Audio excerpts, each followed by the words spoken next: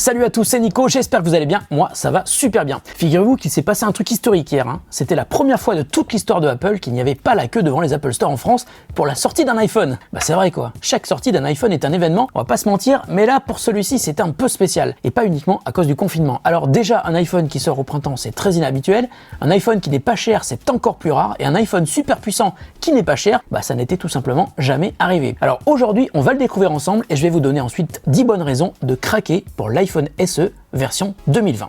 Donc c'est parti pour l'unboxing de l'iPhone SE. Attention, suite du ASMR. Ouh! Je vous ai pas dit, mais j'ai commandé la version rouge. Un peu de documentation. Product Red, alors juste pour ceux qui ne le savent pas, Product Red, c'est une initiative de la part de Apple qui existe depuis plusieurs années, qui pour tous les iPhones rouges, donc labellisés Product Red, vise à reverser une partie des bénéfices à la lutte contre le sida, mais exceptionnellement pour l'iPhone SE, Product Red reversera des fonds à la lutte contre le coronavirus. On a évidemment des petits stickers Apple, et on a bien sûr l'iPhone. Ouh, qu'est-ce qu'il est beau! Mais qu'est-ce qu'il est fin! Ça fait très bizarre, ça fait des années que j'avais pas tenu un iPhone aussi fin et aussi petit dans mes mains. Attention.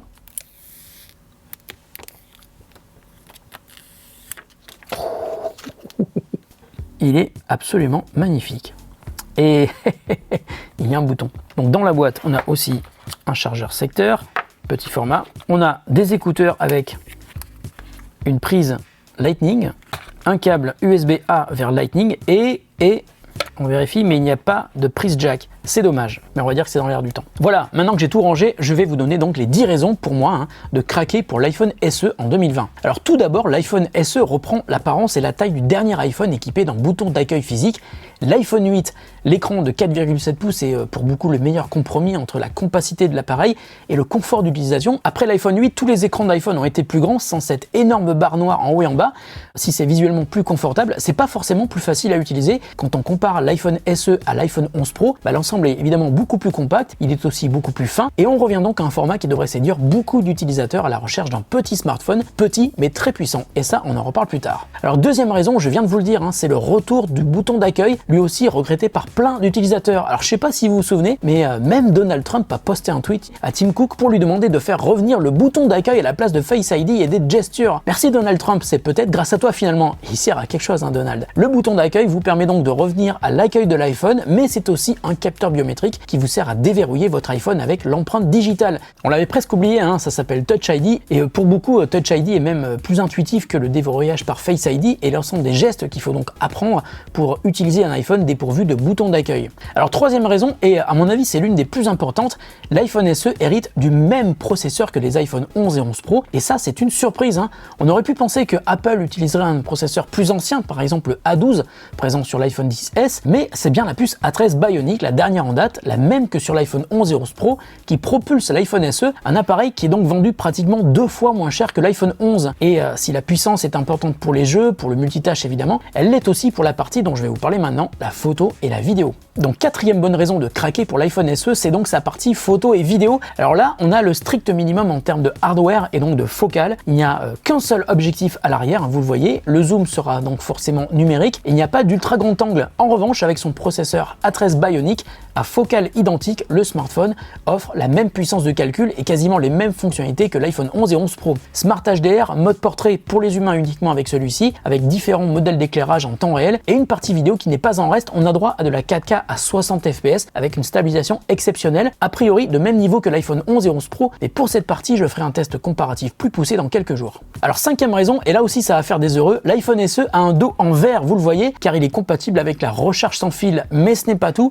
il est aussi compatible avec la recharge rapide à condition de brancher un câble Lightning vers USB type C. Attention, ce câble n'est pas fourni, on en trouve chez Apple bien sûr, mais aussi chez nos amis de RhinoShield qui m'ont envoyé un câble, on en reparle tout à l'heure. Alors sixième raison de craquer, iOS 13.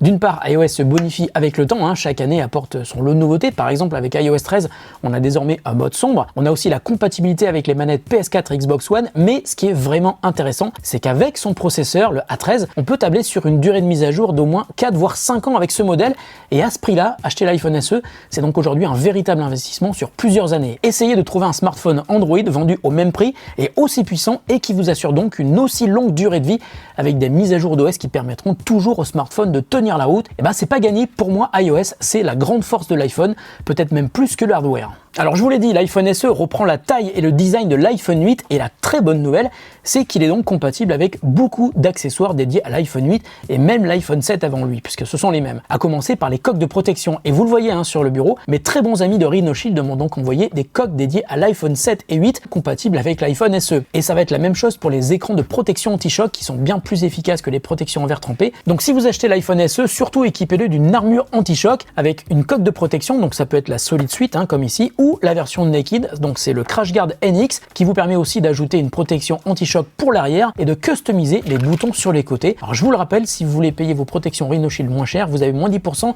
sur tout le site, quelles que soient les protections que vous achetez avec le code TheGrandTest2020. Je vous mets un lien dans la description de la vidéo. Merci encore une fois à Rhino Shield d'être partenaire de cette vidéo. Et on revient sur l'iPhone SE avec une nouveauté introduite par Apple en 2016. À l'époque, c'était sur l'iPad Pro. On a aussi retrouvé ça sur l'Apple Watch depuis la série 3, mais aussi sur les iPhone 10S et 10R en 2018, la eSIM qui va permettre d'avoir deux SIM différentes dans son iPhone. Alors, il n'y a pas deux emplacements pour carte SIM dans l'iPhone SE, mais en plus de la SIM physique que l'on met dedans, eh bien, on peut activer la eSIM qui est donc une minuscule carte SIM qui est soudée à l'intérieur de l'appareil et que l'on active si on en a besoin depuis les paramètres de l'iPhone. La 8e raison est donc un choix essentiel pour certains d'entre vous, la possibilité d'avoir deux cartes SIM et donc deux numéros de téléphone dans son smartphone. L'iPhone SE le propose et désormais la plupart des opérateurs aussi. 9e raison, et c'est sans doute celle qui va faire que l'iPhone SE pourrait devenir le smartphone le plus vendu de l'année 2020, c'est évidemment son prix. Il est proposé à partir de 489 €. Alors d'une part, c'est le plus bas prix jamais proposé pour un iPhone depuis sa sortie en 2007, mais d'autre part, c'est aussi celui qui a le processeur le plus puissant de l'histoire des iPhones, donc on peut vraiment parler d'un très bon rapport qualité-prix, chose que l'on évoque rarement quand on parle d'un produit Apple. Alors la plupart du temps, vous le savez, on passe son temps à expliquer que Apple est cher parce que ce sont de bons et beaux produits, mais là pour le coup c'est inédit parce que même si on pouvait s'attendre à ce que l'iPhone SE 2020 soit vendu à moins de 500 €, on imaginait mal qu'il puisse hériter du même processeur que le tout dernier iPhone en date, sorti il y a à peine 7 mois. Et 489 €, c'est un prix qui va faire très mal à la concurrence. Si on compare avec des smartphones Android, quel modèle peut vous assurer une longévité de 4 ans minimum et une telle puissance pour ce prix? J'ai eu beau chercher, je vois pas qui aujourd'hui peut rivaliser avec l'iPhone SE.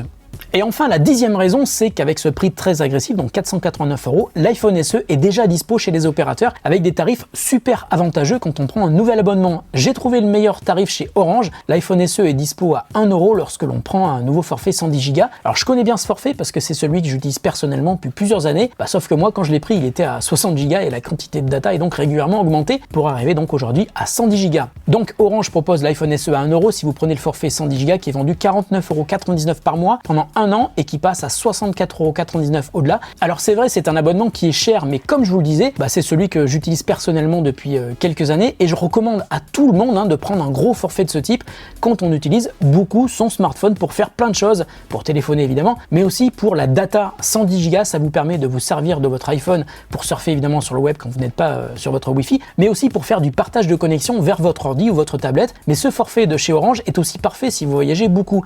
À titre perso, tous les ans, je fais pas mal de voyages à l'étranger et je peux vous le dire parce que je l'ai vécu, il n'y a pratiquement jamais de hors forfait à l'étranger. Le seul pays du monde où j'ai vu du hors forfait, c'était Hong Kong. Et je me rappelle très bien qu'avant d'avoir ce forfait, j'avais régulièrement des factures super salées dès que je partais aux US pour le CES par exemple pendant quelques jours. Donc en résumé, si vous utilisez beaucoup de data, si vous voyagez beaucoup, prenez un forfait qui soit vraiment adapté à votre consommation. Et je précise avant que vous me posiez la question, j'ai regardé les offres chez les 4 opérateurs, il n'y a que Orange qui arrive à proposer l'iPhone SE à 1 €. Voilà, cette première vidéo sur l'iPhone SE est terminée. Il y aura une deuxième vidéo où je ferai un comparatif sur la partie photo et vidéo avec l'iPhone 11 Pro. On verra si on arrive à un résultat identique avec un appareil qui coûte 2 fois moins cher que le plus puissant de tous les iPhones. La vidéo est terminée, j'espère qu'elle vous a plu. On se retrouve très bientôt pour une autre vidéo qui aura peut-être à voir avec celle-ci, s'il s'agit bien sûr de la deuxième vidéo de l'iPhone SE. Merci beaucoup de votre fidélité. N'hésitez pas à vous abonner, à mettre un pouce en l'air et à partager cette vidéo. Merci beaucoup et à très bientôt sur The Grand Test. Mais chez vous bien sûr.